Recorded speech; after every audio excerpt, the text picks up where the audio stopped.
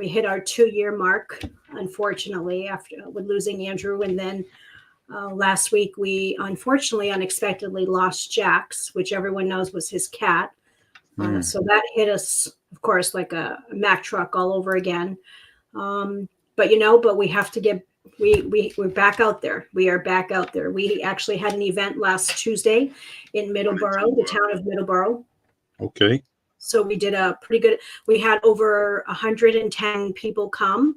We, DA Cruz, District Attorney Cruz from Plymouth, he actually came to speak. He was our guest speaker and did the opening greetings. And then we had State Representative Norman Orwell, who also was there and present.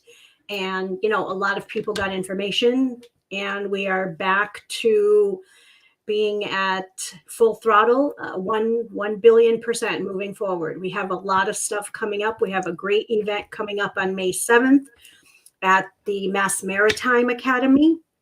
It's actually a play. We have partnered with a organization, and they do a lot in reference to peer-to-peer and substance abuse in teenagers, adolescents, the prevention. So that's going to be huge. I will be posting that. I will be flying out to Washington, D.C. the week of April 8th. I have been asked to be part of a special judicial committee hearing regarding China and fentanyl. Wow. So I'm pretty excited about that. Don't worry, no one's going to have to post bail. I know. I have a lot of parents who are going to be there who already have bail money just in case. But I think it's a great, it's something that needs to happen, because whether people want to continue putting it under the rug, which they are, fentanyl's not going away. I mean, as everyone knows, and I know I've been away for a while, but everyone saw the numbers come out from CDC. It was 112,000. So if you divide 112,000 by 365 days, we are up to 305 people a day. And that's just the numbers that are being captured right at that point in time, because if everybody remembers, when the medical examiner and the coroners are doing the reports, those are numbers that are not even in yet. So the 305 is just statistically a number that they believe is what we are at. But the DEA, CDC, Department of Justice, they will all tell you that the numbers are actually higher than that. Wow. Yes. So unfortunately, when folks think that fentanyl is just non-existent, it's not. It's not non-existent. I made a comment not too long ago where there was someone who's a senator, and, he said, he made a comment, which I absolutely 100% agree with, is, non-action is no longer an excuse. And that's exactly what continues to happen, is non-action.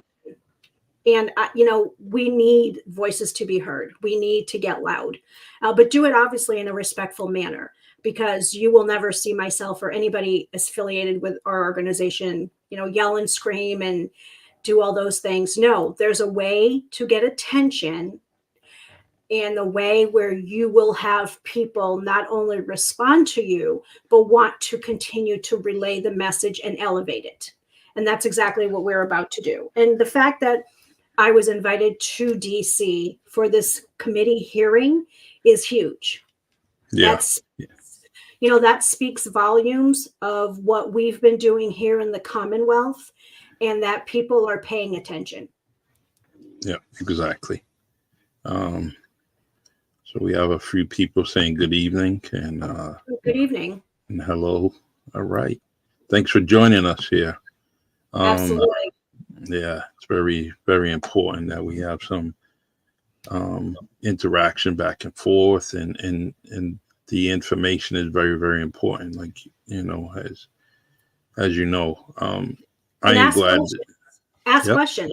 We say this all the time, Charlie, on the podcast. Ask questions. We may, I and Charlie may not have the answers to everything, but I can reassure you that we have the answers to quite a bit. and especially with Charlie kind of being thrown into this, he's become a subject matter expert, unfortunately, just as I have and Phil has.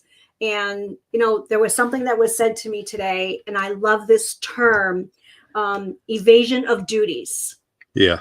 And that is exactly what our congressmen and senators are doing in our Commonwealth, evasion of duties. And I love that because it speaks on exactly what is not being done, what they are not doing. They will sit there and tell you that, we hear about this, we know it's happening, but why don't you call them and ask them what exactly are they doing? Ask them, okay, well, what is the legislation you put forth? Because I want to follow it. Mm-hmm. And then blank, you get the deer in the headlights. Or you get, oh my gosh, yeah, Congressman so-and-so is absolutely, this is important to them, or Senator so-and-so. Really? Yeah. Is it? Well, why don't you tell me how important it is? Because I'm trying to understand that. So true. It's amazing that I tell everybody that, the politicians, that you should get answers to every question that you ask them, right? And if you don't, there's ways around it. There's the Freedom of Information Act. There's so many different things that you can use to get your answers from the politicians. So I'm actually 1 second here, Paula. Let me just put this in here. So keep asking the questions. You can demand almost anything from them, and when you put it in writing and you send it through an email, it's dated in time, and they should be answering you at a speedy, not speedy, but at a considerate, reasonable time. So. Right. Well, especially when there's so much being put out there. I mean, the New York Times just posted an article, and this was back on February 26th. Anyone can look it up. And the reporter did a tremendous, tremendous job on this article, how fentanyl is flooding America, how China is flooding America with fentanyl on purpose to undermine our society. And that's exactly what people need to understand. They need to understand that this is being done by design. This is not being done because, oh my goodness, it's Joe at the corner who's the drug dealer who just wants to give you fentanyl and kill you. No, it's being done because it is a money maker. I mean, and I tell people all the time, follow the money. Follow the money. That's all you have to do. Collateral, for many years, and people know that what I'm about to say is not a fact. It's facts. For many years, people have been used as collateral damage, and that's exactly what continues to happen again. And that's what fentanyl is. And I told someone the other day, I can't bring back Andrew. We can't bring him back, but we can damn sure do everything possible to save your child and your loved one. And that's exactly what we're doing. And our fight is one where, one of the other moms said it best, and she actually is using this with her nonprofit in Colorado, Educate, Act, Prevent. And that's exactly what we're doing. It's educating, acting, and preventing.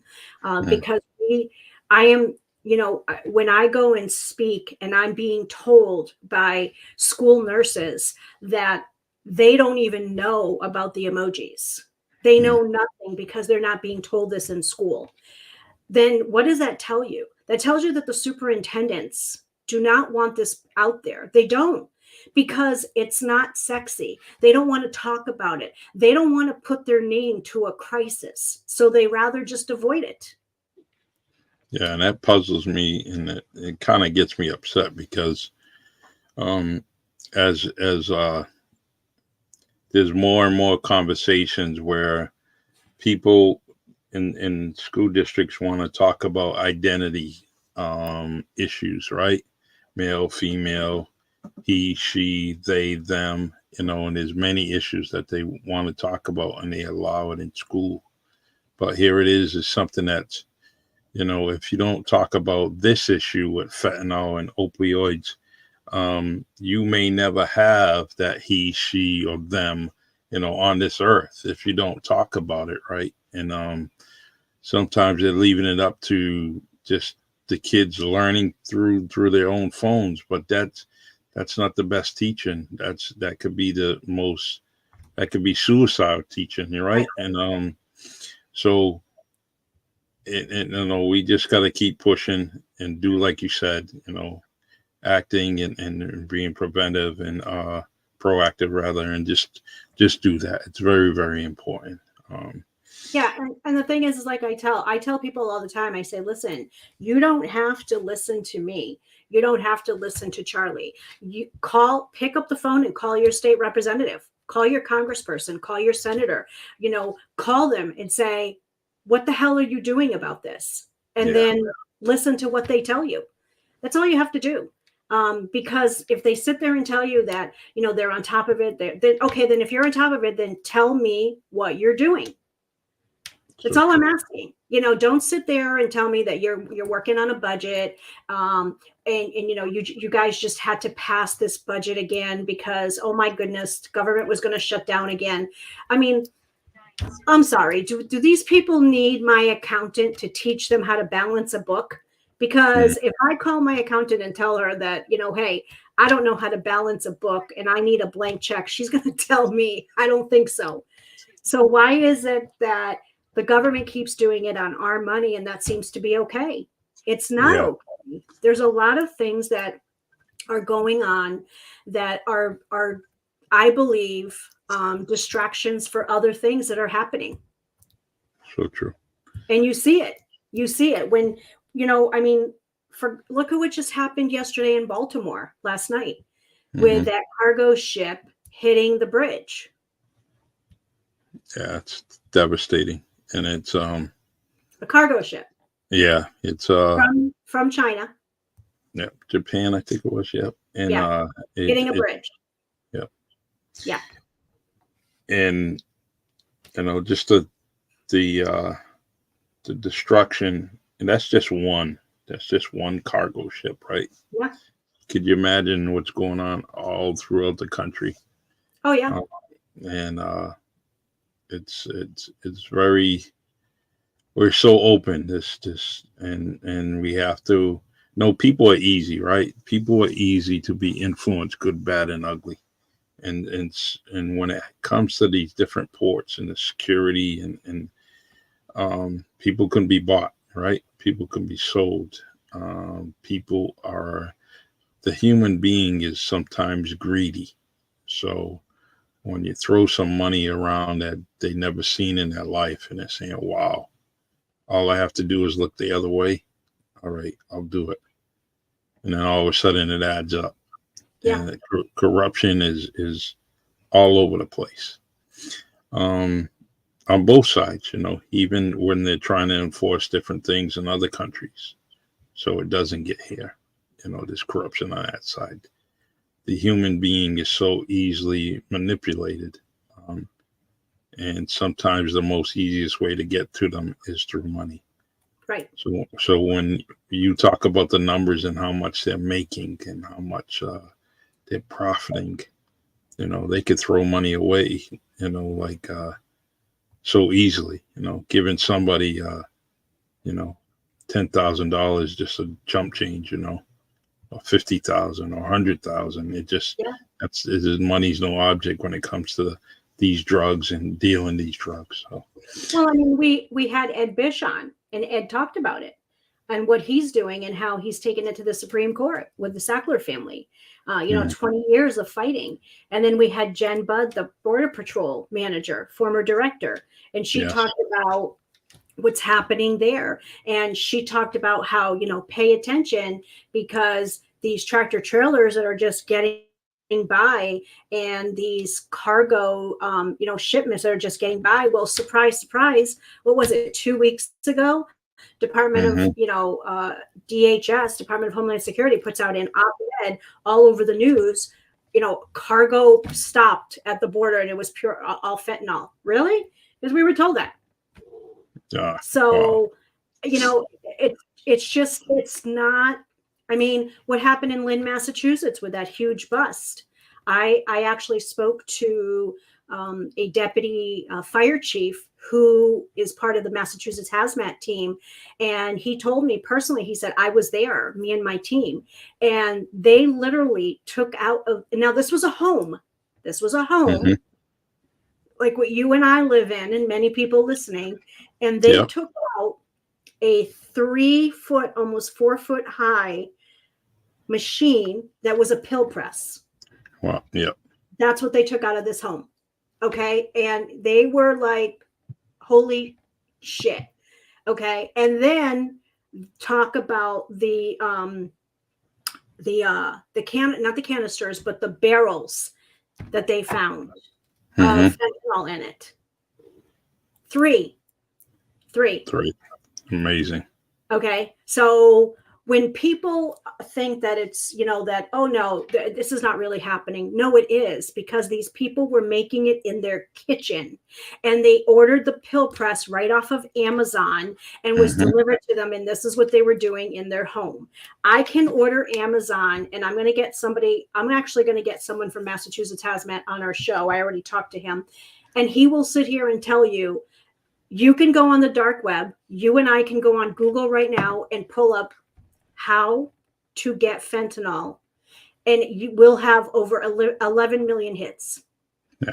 Yeah. It's no doubt about it.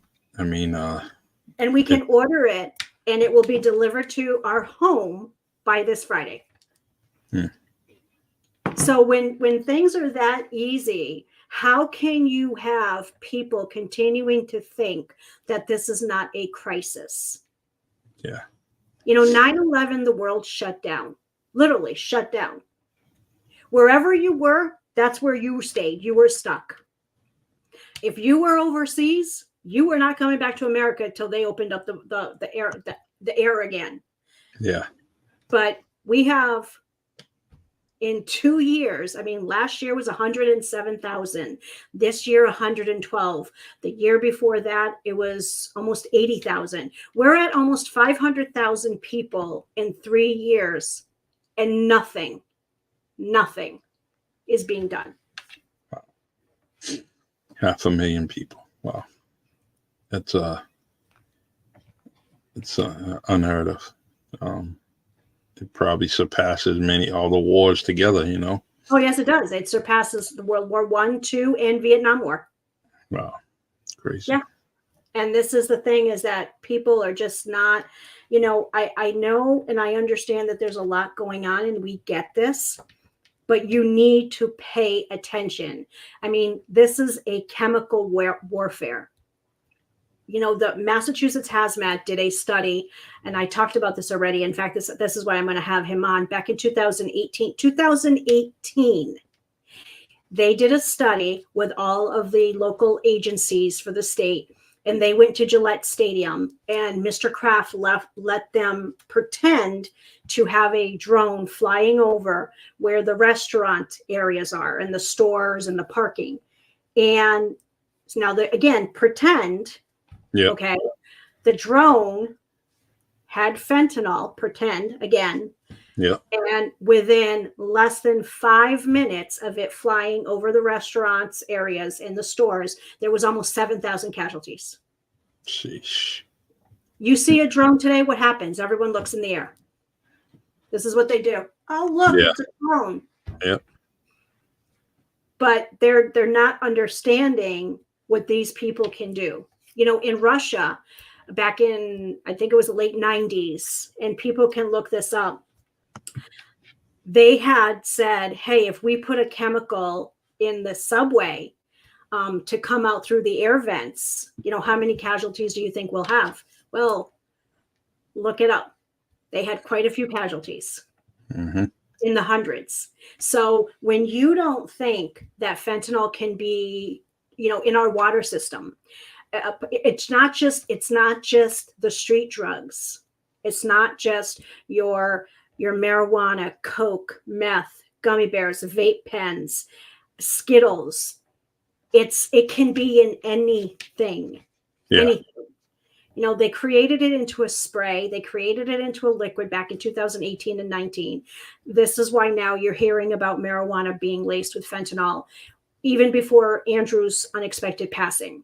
And only now are you seeing more and more and more stories about this. And now people are like, oh, holy shit, maybe this is true.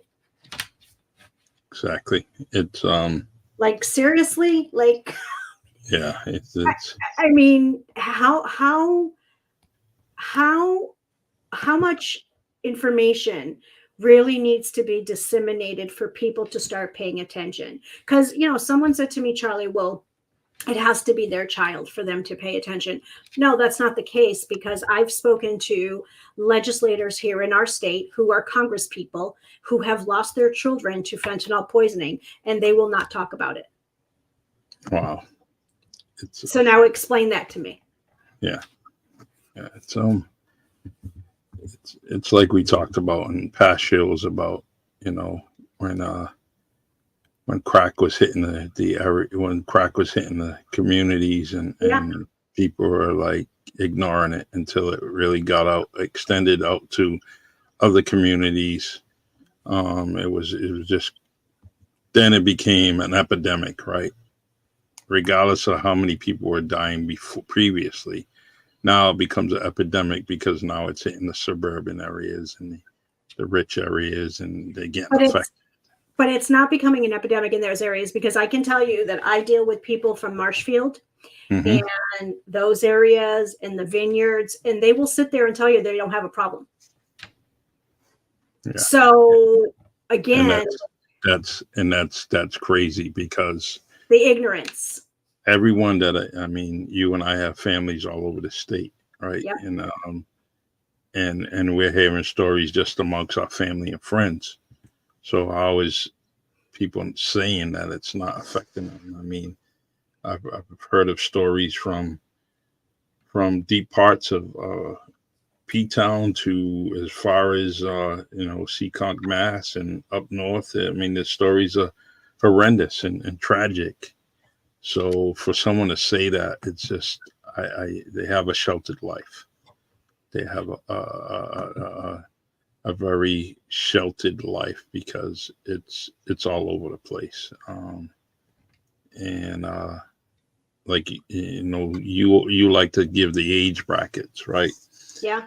And there's ages going in and out of the emergency rooms, getting transported, whether it's a personal car, whether it's an ambulance, or it's a fire truck. They're constantly in and out of these emergency rooms and trying to revive people in houses, on the street. It's just crazy for someone to say that. I have a dear friend, and I wish she was on here, and she had told me a very tragic story that happened this week. And thank God that she had some knowledge. She had some knowledge as far as experience with the drug, and also some experience in medical training, that it was allowed her to save someone's life. And if she wasn't paying attention to information out there like you're giving, I'm giving, many other people are giving, and advocates throughout the Commonwealth, we might have lost a life this last week. And we are losing lives, like you said, 305, correct? Yeah. So the message is getting out there, and I just wish that it would go out and what I want to say, cascade. I just wish it get out to everybody and be more and more of a routine. So.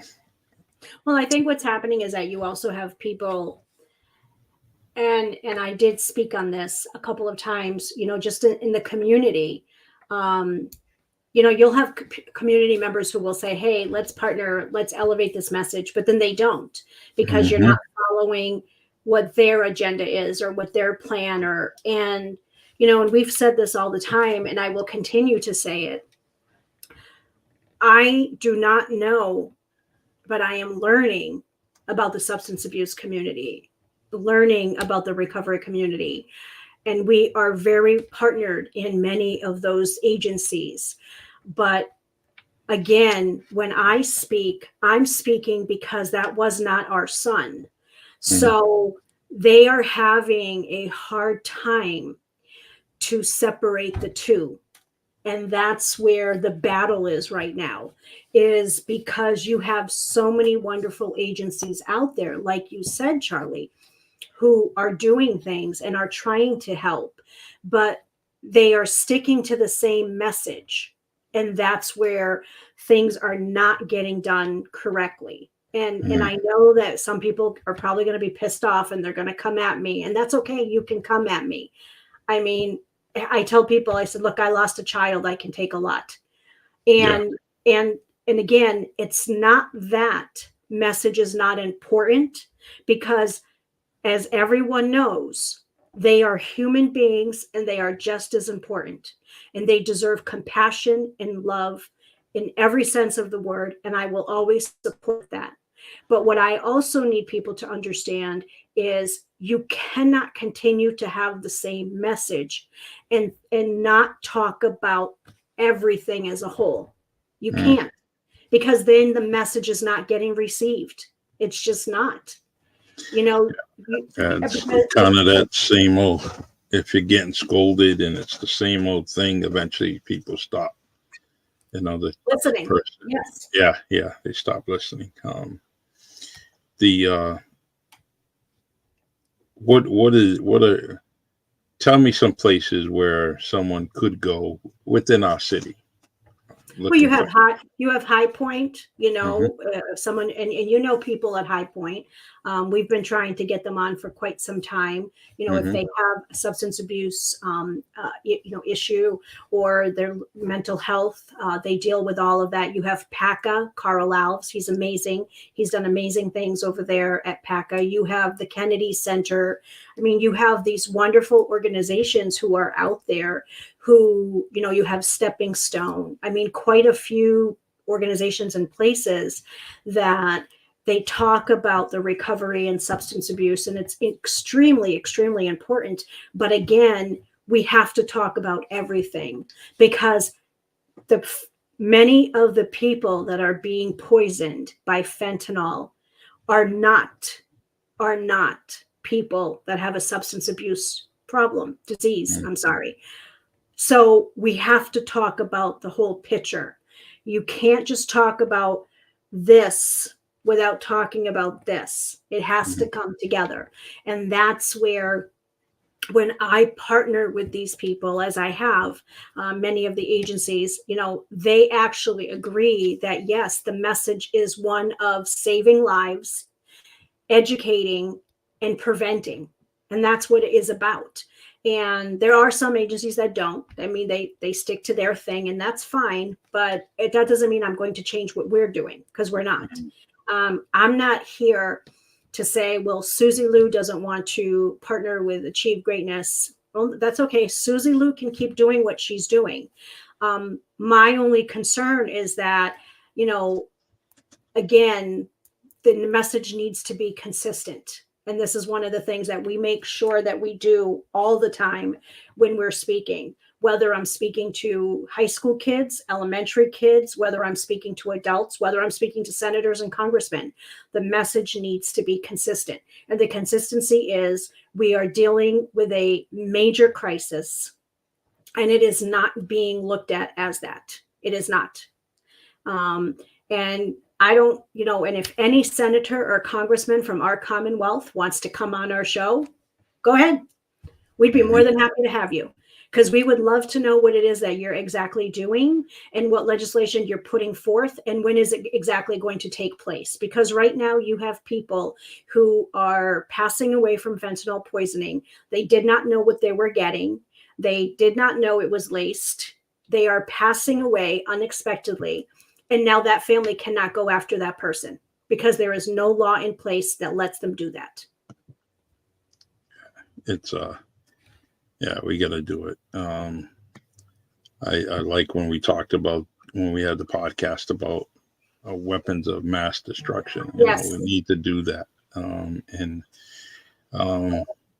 Until we put the pressure on them, it's not going to happen. But we need to. Well, here's the problem. Here's the other problem with that. Yep. So when you say weapons of mass destruction, and I support that because of where we are, you have attorney generals and governors who do not support that because they don't feel that this is a chemical warfare. But if they look at the numbers, then they'll see that it is. When you can sit here and a cartel member can say to you and I can put fentanyl in anything and you'll be dead and you'll never know it. And I can wipe out. I mean, let's think about the numbers. So let me put this into perspective for everyone that's listening. Right now, the people that just unfortunately passed away is equivalent to every single person living in New Bedford.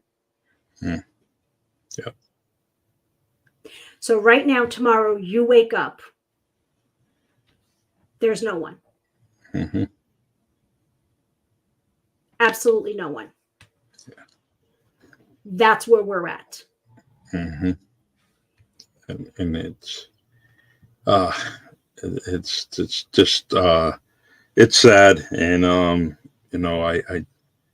wish I had the stamina, or at least to run for political office again, so I could bring some of these issues up.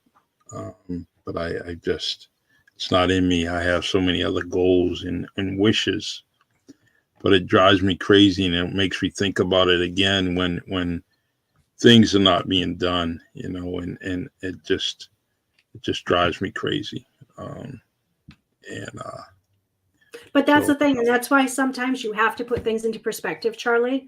And this is why I'm saying what I'm saying, is that sometimes you have to put things into perspective for people to understand. I used to talk about a 747 crashing every day. Mm-hmm. Okay, because that's the equivalent of 305 people a day. But I take it deeper, just like that person who's listening said. Tomorrow you wake up and everyone in New Bedford is gone. Yes.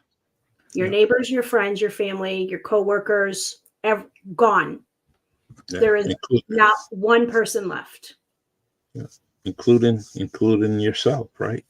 Including, because it's wow. But I definitely think about that. Yeah. Think about that. So a whole town has been wiped out. Yeah, and I've been trying to see, anyone that I speak to that I know that may be using, and I've been trying to tell them, look, go to the dispensaries, right? Yeah. That's where you need to go. Forget about everything else, and you need to do that. Whatever you're hesitant about, or whatever's stopping you, fix it, right? Fix it. And the one way you can fix it is to have someone declare in the medical field that you do need that, right? And that's the first step. But please, everyone, stop and think before you decide to go out and go see that street pharmaceutical or pharmacy worker and that drug dealer. Think about it before you go. I have so many friends that I've lost, and just in a 2-year period of time, and I just it's not just overdosing. It's like we talk about poisoning. The poisoning is just you can't see it. You can't see it. It's a silent murderer, and you have to pay attention, please.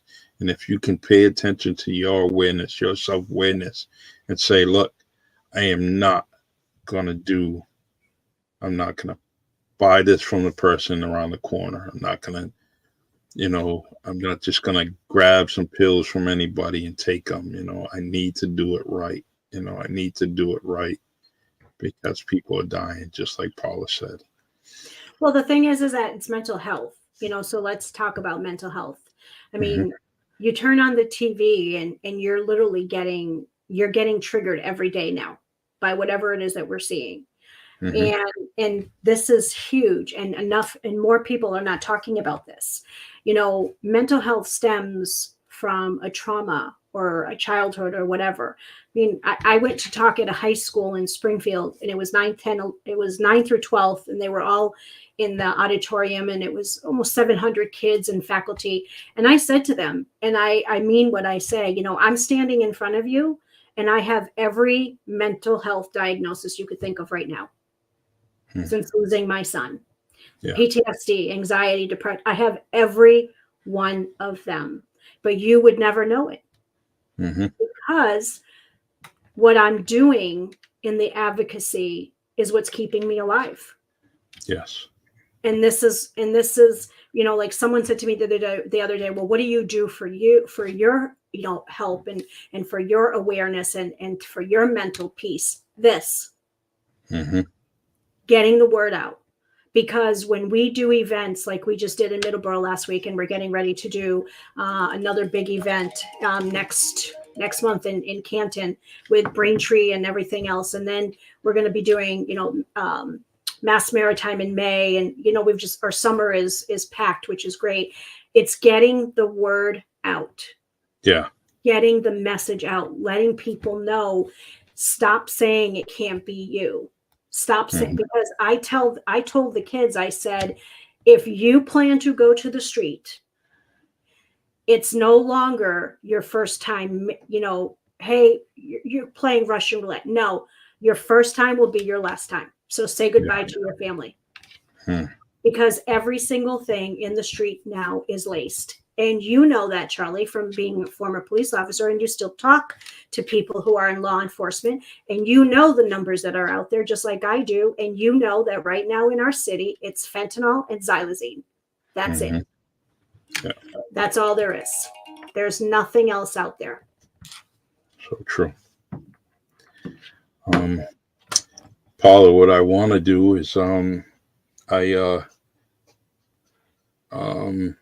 gonna give us probably about 3 more minutes because I got a message that someone's having technical problems, and I want to make sure that I straighten that out before the next podcast. So you have any plans for next Wednesday? What are we gonna do on this fabulous party?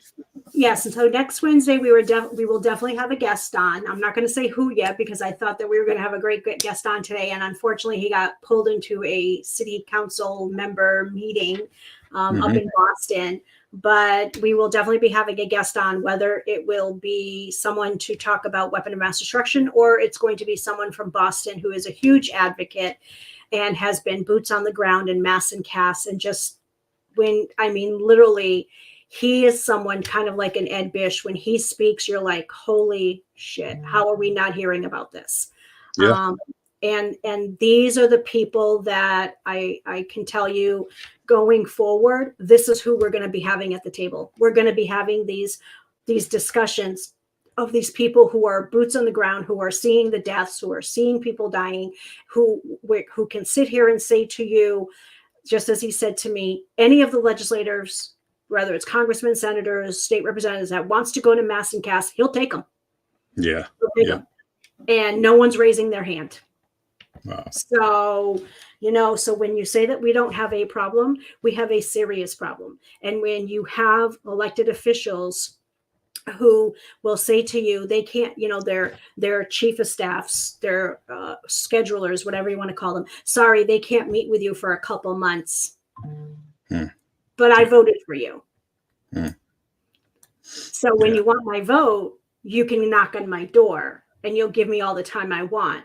But now that I want to know and ask you, what the hell are you doing about this crisis that's literally killing innocent people every single day, including children, you don't have time. Yeah.